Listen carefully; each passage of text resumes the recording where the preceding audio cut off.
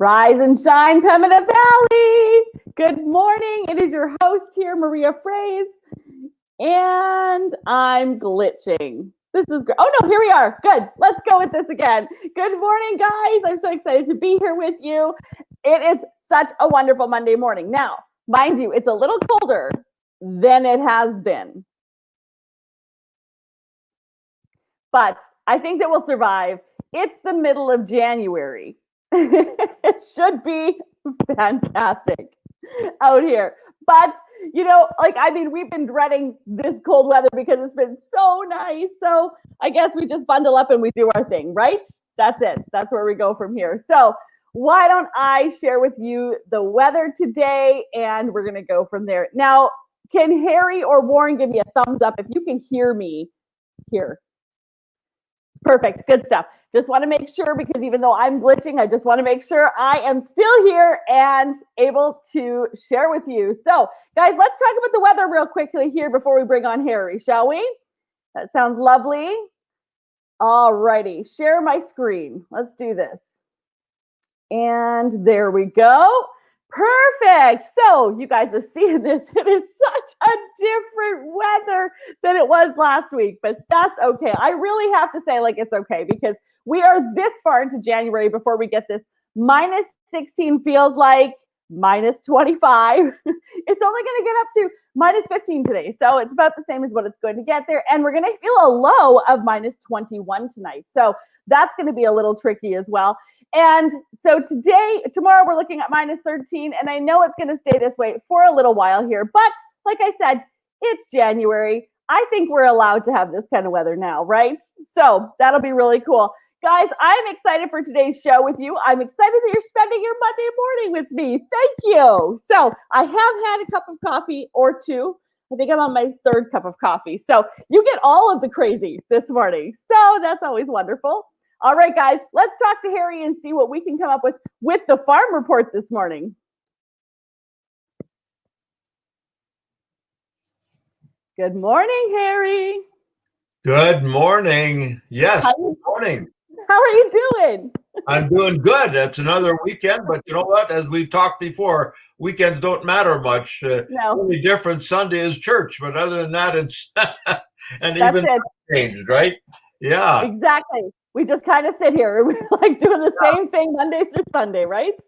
Yeah. So, I mean, great. it changes to the degrees, right? I remember years ago, when Homestead South, the assisted living came into being at just east of Morden there. Okay. Right next. Yeah. I did some work for them, and I did some interviews with some of the initial residents. One was Abe Riediger. And so I asked him about various things, and I asked him about the food. And then he looks at me, and he was a gentleman, probably 85, 86 years old. I'm not sure. He looks at me, he says, "Harry, there are degrees of best and better." Oh, there are degrees of best and better. Yeah, there are degrees of best and better. I still have it on audio tape as well. It was awesome. I just, he's passed away a number of years ago already, but, I remember so clearly. And that's what's been such a good part of my work, and you're going to continue to experience that in your work. The people you meet, it's technology, glitches, and all of that all comes with it. But it's the people you meet and interview. I mean, it's been so good. But the first thing I wanted to share this morning has to do with grain transportation. Oh, okay. Because of COVID-19, grain transport, other sectors of the economy have slowed down. Yes. And so the grain industry has sped up. So the grain, the railways, of course, they want to continue to do to make money, and so they ship grain. So they've been shipping more grain. So we've been seeing record shipments going to the West Coast. And then my friend Jack Dawes, who I work with on Thursdays, doing exactly the same thing as I do with you, but only for an hour long. Oh, okay. Well, we could talk for an hour. You know this, right? Yeah, I know. And he just posted something yesterday that had to do with the Thunder Bay. The Thunder Bay shipping season started March 28th, and I think on this weekend, the last vessel went out. Wow. And they, too, had record amounts of shipment going out the West Coast. bigger than anything I think that they've ever had as far as their shipping season is concerned. So we've got grain moving like crazy out the West Coast. We got grain moving like crazy out the Thunder Bay. And then I see a story with Jack that he did, and I'm going to write it up myself. I have the interview about where there's a company in Saskatchewan putting up loading stations so that farmers can deliver wheat and different crops right from those loading stations all the way to a company in Quebec. Wowzers. Like nonstop. There be no dumping at Thunder Bay and no lakehead use, just straight down there. So this whole we can talk and complain about COVID. And I shared with my grandsons this morning as I took them to school. I'm going to made up my mind. I'm going to give them a lesson every day. Oh, yeah, okay. Today's lesson was they were blaming each other for different things. And I said, you know what? I said, Ronald Reagan, one of the better presidents as far as I'm concerned, he had a sign on his desk that said, "You haven't failed at anything until you blame somebody else." Ah, that's a really great quote. Yeah, you haven't failed at anything until you blame somebody else. So I shared that with them in the 5 minutes I had it. I made it quite, and I said, you know what? You're a cop-out. You're a wimp if you blame somebody else and not take responsibility for what's going on. Doesn't mean you have control of all those things. No, but at the same time. Anyway, so right now the grain handling system is good. I know I'm running out of time. Technology. Is so good on the farm. It's unbelievable. Like we're seeing things happen on the field. I remember a couple of years ago, I went to visit Richard Suderman. I think it's Richard Hyde. Suderman. I'm not sure. The Winkler, big farmer, big farmer. And at that time, they could use precision planting agriculture. Some of the field, they were potato farmers. They could use a quarter section, put it into potatoes. But if there's an area in there that shows that it hasn't been yielding as well as potatoes, they planted wheat, in all precision planting, not just going in there willy-nilly, and those kinds of things. I mean, it's fertilizer. People say they put on too much fertilizer. If the farmer wants to watch his costs and do the best he can for his crops, he makes sure he uses the technology to do exactly that. Doesn't do anything to waste fertilizer and money just to see if you can get a bigger crop. Do it optimum with precision agriculture. And one other thing, social media, I love it. I've been on Twitter, Facebook, and LinkedIn. It's when I want to know what's going on, that's where I go. Right. So I think I'm out of time. You're good to go. Tell me one more thing about prices. What are we talking about prices? Let's cover that real quick. On prices right now, the grain prices, all the prices, canola, guys are talking $14, $15, or $13 a bushel. That's really, really, really good. And you know what? It could have been just the opposite with everything that's going on. The soybean market is what drives the canola market, but we do have canola. You have five crushing plants at Yorkton, Saskatchewan alone. We have Bungie, a big one. We have one at Harrowby. These are canola crushing plants. So all the canola we produce, half of it gets crushed domestically for oil. The other half, Japan and Japan loves our canola. They like to process it themselves. They don't like our oil, but they like our canola. So exactly. Anyway, that's it for today. And I love coming on with you, and keep up the good work, Maria. And we'll keep doing this every Monday. And if you want more, thank you.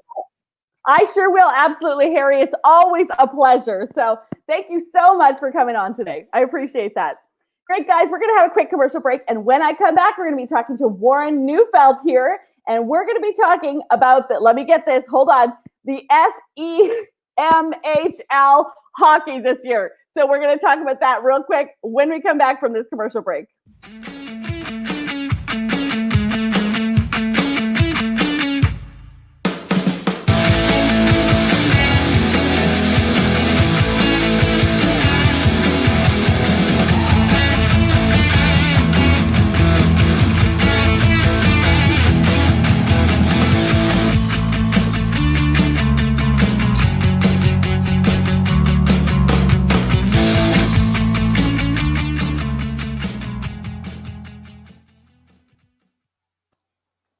Hey, Warren, how are you doing today?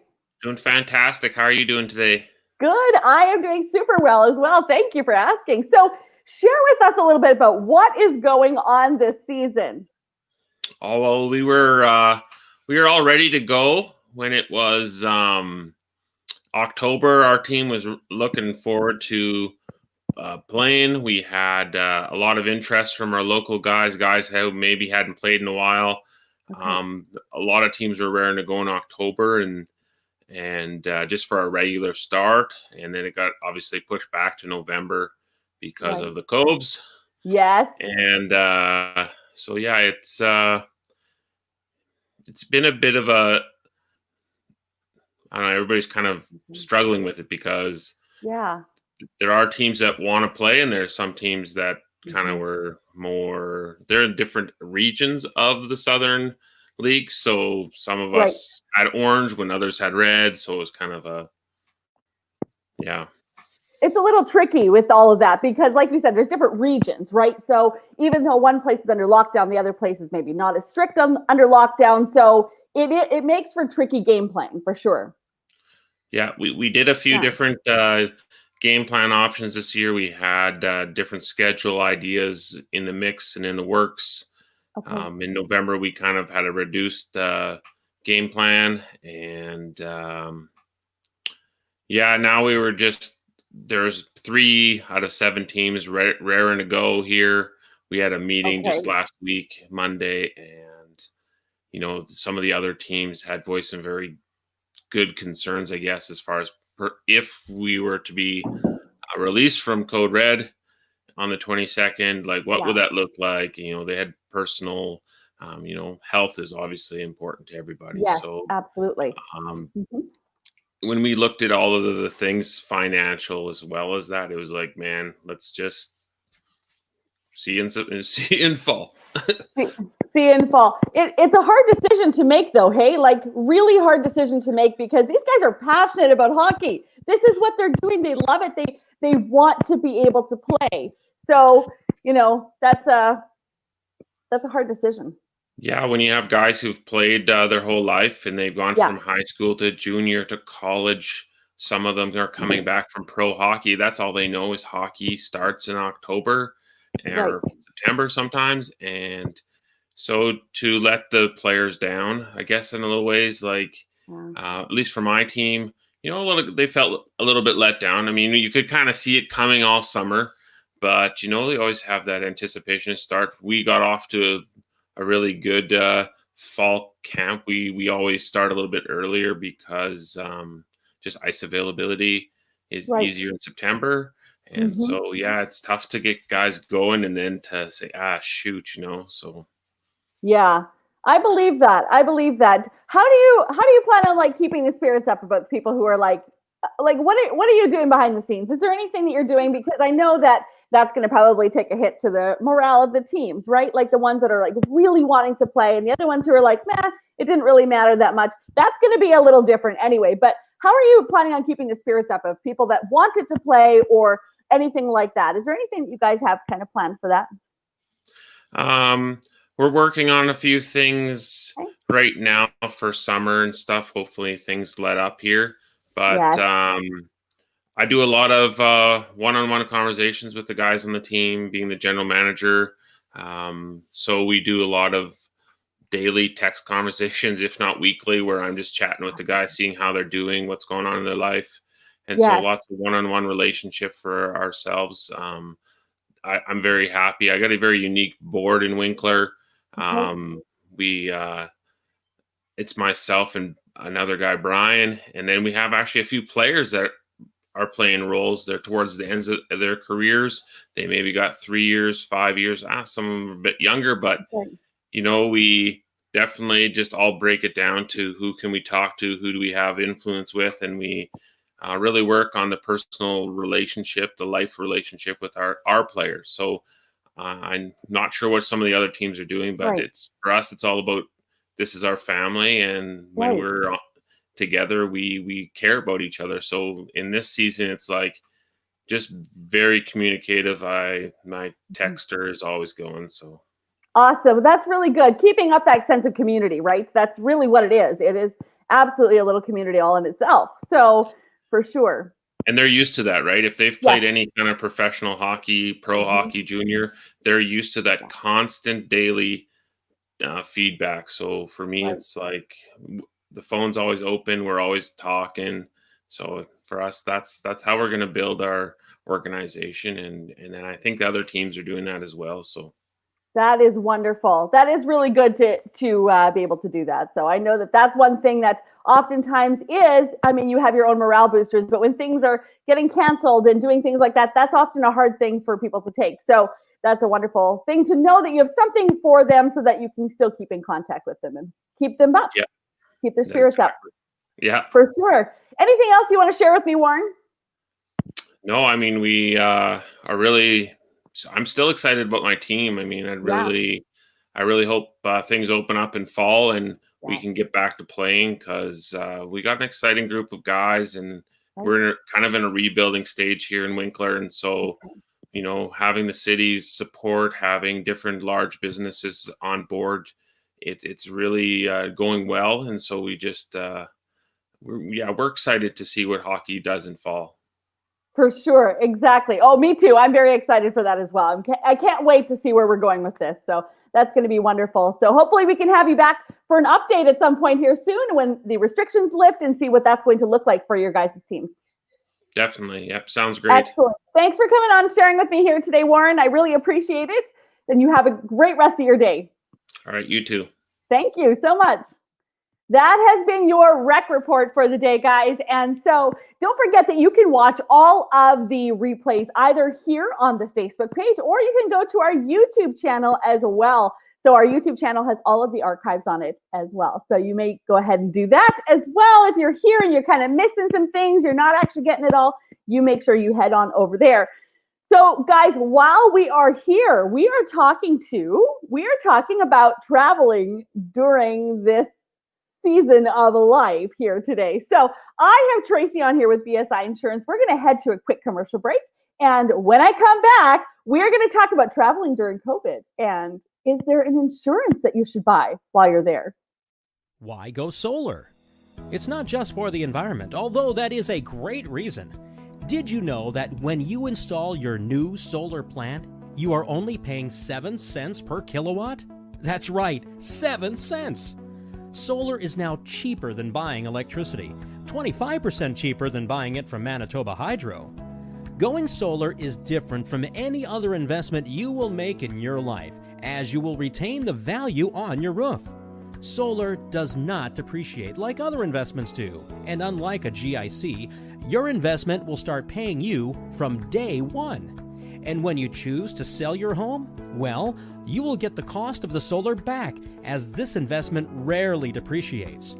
When choosing solar, look for high-end products like microinverters with 10 to 25-year warranties. Make sure your installation is done by a professional. We are Evolve Green, and we are celebrating 12 years in the industry and can help you put your roof to work for you. Ask also about your options like battery backup for when the grid fails, and how about solar heaters to get rid of snow buildup. Are you a farm or a business? Did you know that your solar is a 100% tax write-off? Yes, that's right. You can write off all the cost for the solar in the year you purchased it. This is a perfect investment for any business. In Manitoba, the portion a resident customer sells to Hydro is also a tax write-off in the first year. Farms pay no PST on solar systems. We build, design, and supply the best in solar power for both on and off the grid. For experts you can trust, call or email Evolve Green today. 1-866-5-EVOLVE or support@evolvegreen.ca. Wonderful. All right, guys, let's join Tracy here with the Community Spotlight this morning. Hi, Tracy. How are you doing today? Good morning, Maria. I'm doing great. Thanks. Excellent. Good stuff. It's lovely to see you here this morning. Oh, looks like I'm freezing a little bit, but I'm sure that'll catch up. So I like it when it freezes me in a really nice smile frame. So I try to be that way the whole time instead of like the, Exactly, that one. Great. Well, Tracy, thanks for joining us here today. Tell me a little bit about where you're working out of and how that's going right now during this pandemic. Thanks, Maria. I am working out of the BSI Insurance office in Carmen. Okay, perfect. We actually have 16 locations across southern Manitoba, BSI offices. We range from Niverville, St. Norbert in the south of Winnipeg to Winkler Morden out to Manitou, Somerset. So we have a wide range of area that we cover. Yes, that's awesome. That's great. So now me and Glenn were talking a little bit about, traveling during COVID. So this is like so sketchy, right? Because you've got your group of people who are like, don't you dare because it's not recommended. But then we have politicians. I didn't know if I was going to say this, but we have politicians who are traveling outside of COVID. So I know that people are going to places for like a month or two outside of Manitoba. What kinds of insurance is there for people who are choosing to travel? Can you give me a little bit of heads up on that? Actually, that's a good question. And first of all, I feel like you just said, I must mention that BSI Insurance is not recommending traveling. Okay, perfect. That's great. Yeah, the government has set out, avoid all non-essential travel. Right. And I also have to say, trust me, I am personally missing travel as much as anybody else out there. Me too. Me too. You know what I'm saying, right, Maria? Absolutely, 100%. But of course, we also realize there's extenuating circumstances for people that must travel. I think it's good to know that you're not totally out of luck. Yes, correct. We do sell for a wide range of insurance companies, being that we are a brokerage. So it's the same with our travel insurance products. Yes. And I don't want to get specific and promote one company over another, but I was just reading through some paperwork from some of our companies, and some of them do advertise things such as this. They say that even during this time of COVID-19 pandemic, there is coverage for COVID, even under the travel advisory. They are advertising things such as coverage for hospitalization, including ICU, up to $5 million in coverage available, benefits that help with quarantine expenses, coverage for all ages, including snowbirds and over 55. Like I said, we're still not recommending travel, but from what I'm seeing, we are still seeing some plans that are available. That's right. Absolutely. And you do want to make sure you're getting the right plan for where you're going and what you're doing, right? So, I mean, there's always those two questions. When we get travel insurance, we make sure exactly where we're going, what are we doing, and we want to make sure that we're covered in kind of any of those situations, right? Exactly. Wordings of insurance can be not common, right? So they can be a little confusing. Yes. So things that you want to look out for, again, travel insurance is only to provide coverage for things like unforeseen or sudden items. Of course, companies refer to things such as stability periods. So how long have you been stable based on your age? And all plans still carry the pre-existing condition clause, which you must be aware of. Yes, absolutely. I can see that for sure.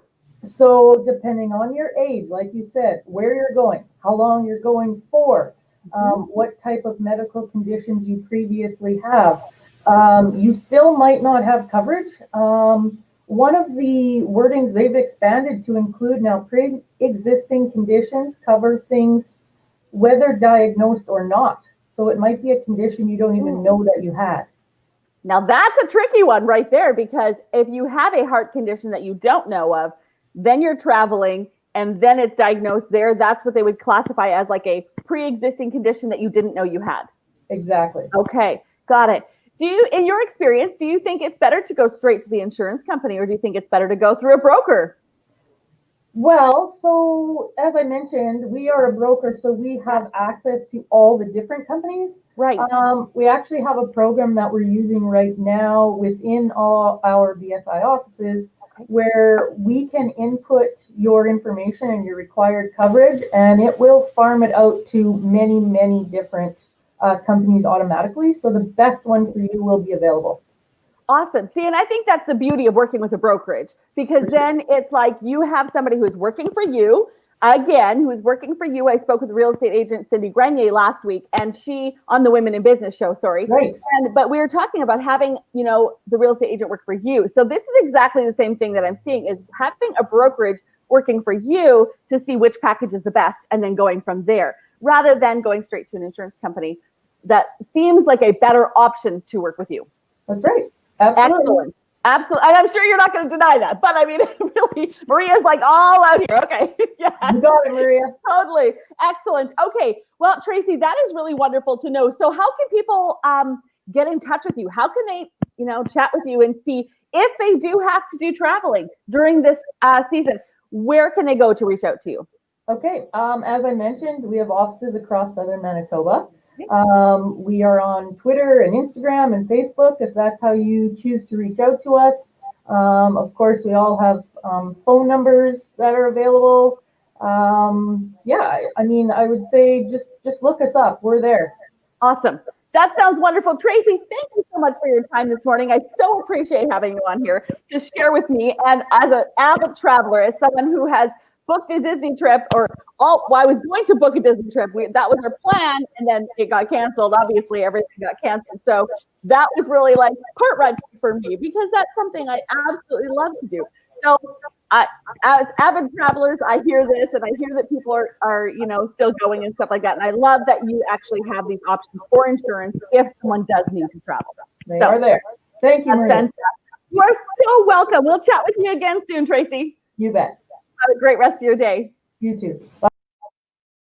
Perfect. That is so awesome. I really enjoy talking to fellow travelers, and I really love, that is something that is like to the core of my being, and that I actually didn't know until about 11 years ago or so. I knew I liked going places, like I love going, but about 11 years ago, I found that I was like absolutely in love with traveling. And one of the first places that I went to, of course, is like Florida. That is like if I could live in the States, I would live in Florida, and I would have a year-long Disney pass. That is something that you probably don't need to know about me, but you should. So, I mean, really, I'm a Disney junkie at heart, and I love that. But one of my first vacations that was outside of the country was to Costa Rica.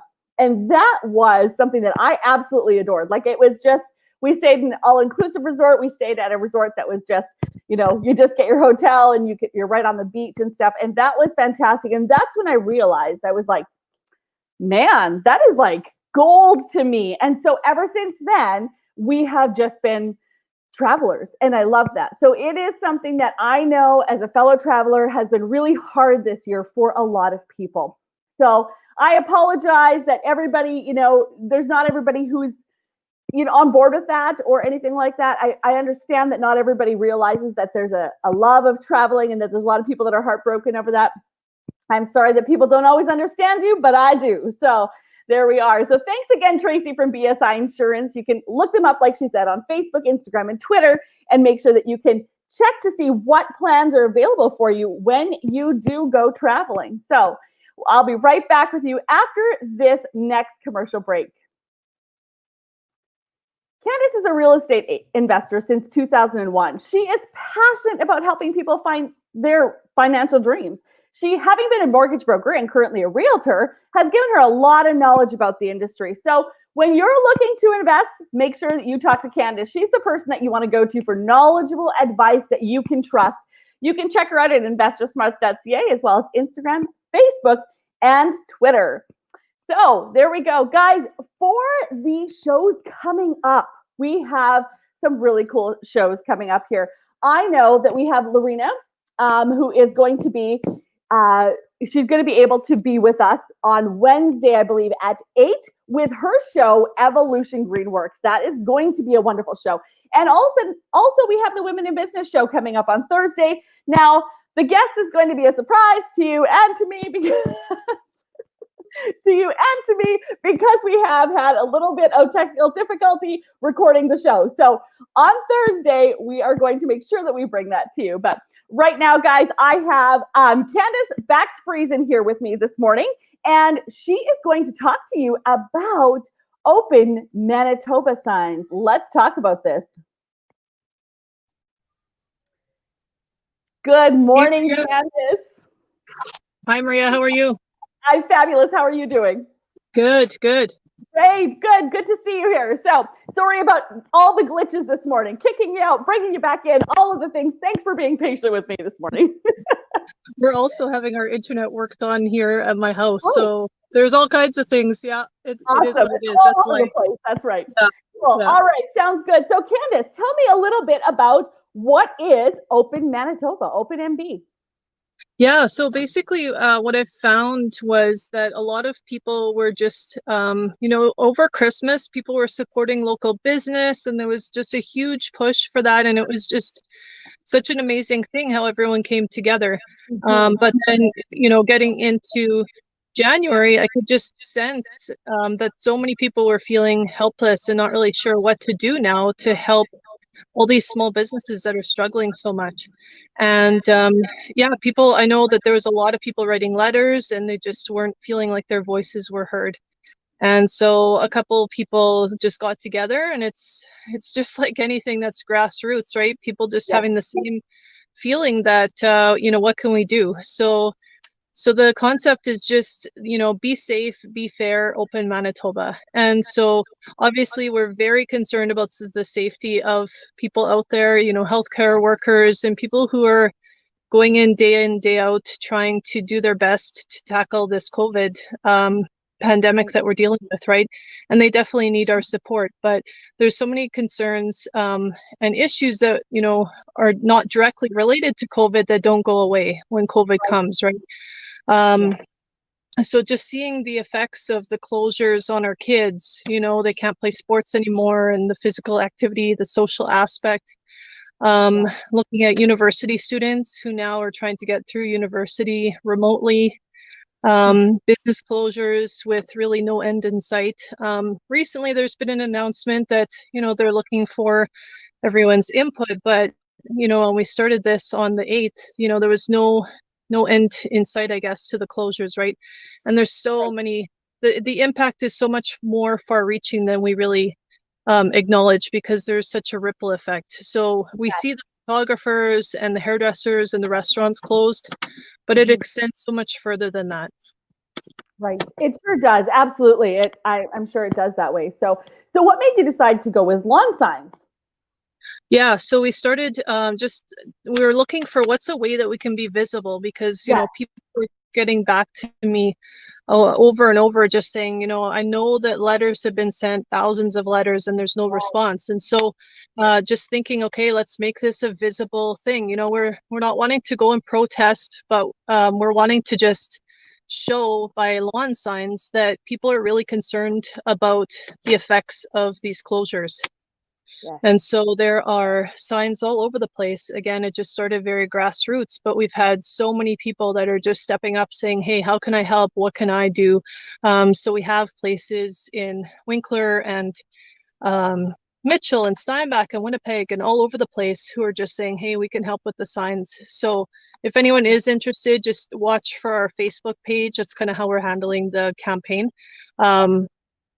And the locations are kind of always changing. So just message the page and then we can get you in contact with somebody if you'd like signs. We also offer a volume discount. So if people want like 25 signs, then it's going to be more, then it's more affordable. But you can even buy one sign. It's $10. There's no profit in it. It's just looking to cover the cost of the signs, get more signs out there, and then any money that's left will just go to food banks or other organizations that are needing support right now. Yes, and that's another thing that people aren't really seeing, is that the food banks and things like that, those places are down for their supplies and things like that as well during COVID. So it is, for me, I know that a few of the restaurants in this area that have shut down completely, they are out of business. There is no coming back for them because of these, closures. So anything to get your visibility out there is, I guess that's what you're kind of going for there. Yeah, and like you said, Yeah. it's food bank, it's child Yes. poverty, it's addictions, abuse, seniors being lonely, suicide, health concerns. There's longer wait times now to get diagnoses back. So really, we just want more statistics. We want to hear from more professionals outside just Dr. Rusin. What are the economists saying and that sort of thing. We just are calling for a more comprehensive analysis of COVID response in light of all these different issues that I've mentioned. That makes sense. That makes absolute perfect sense. So people can find out more about this on the Open MB page. Yes. OPEN and MB. Okay, perfect. Sounds good. Wonderful. Well, thank you, Candice. Is there anything else that you want to share with us this morning about that? No, just, if you are concerned, make your voice heard. We live in a democracy for a reason. So if you have concerns or if you have stories to share, please just keep sharing them, because again, when everyone's so isolated, you feel like you're alone in what you're thinking. So, so keep sharing your ideas. Okay, that is awesome. Thank you so much. And again, thank you so much for, wading through all of the glitches this morning. So thanks for your show. Absolutely. That is so wonderful, guys. That has been such a wonderful thing as well. So make sure that you check them out, OpenMB on Facebook. That is awesome. Great. I will just say that today, that is it for the show. That's all I've got for the show for you today. We are going to be back here next Monday morning at 10 a.m. Now, if you have a topic that you want to talk about on here on this platform, make sure you email us at news@mbsports. MB. Yep. You're welcome. Okay. mbnewsandsports.com. There we go. It's running across the bottom. news@mbnewsandsports.com. Hit us up on our Facebook page, that kind of thing. Or you can contact me directly. I am on Facebook. I am on Instagram. That is where you're going to find me the most, is on Instagram. I share my stories. I share my life there a lot of the time. So if you're interested in seeing a little bit more crazy in your life, hit me up on Instagram. So that'll be great. Guys, I hope you have a great rest of your day. I have enjoyed this Monday morning with you. Thank you for sharing it with me, because I really am honored that you would take the time to sit and watch with me. And I hope to see you guys later on this week, Thursday night at 8 o'clock with the Women in Business Show. And Lorena will see you on Wednesday night at 8 o'clock with the Evolution Greenworks Show. So have a great rest of your day, guys.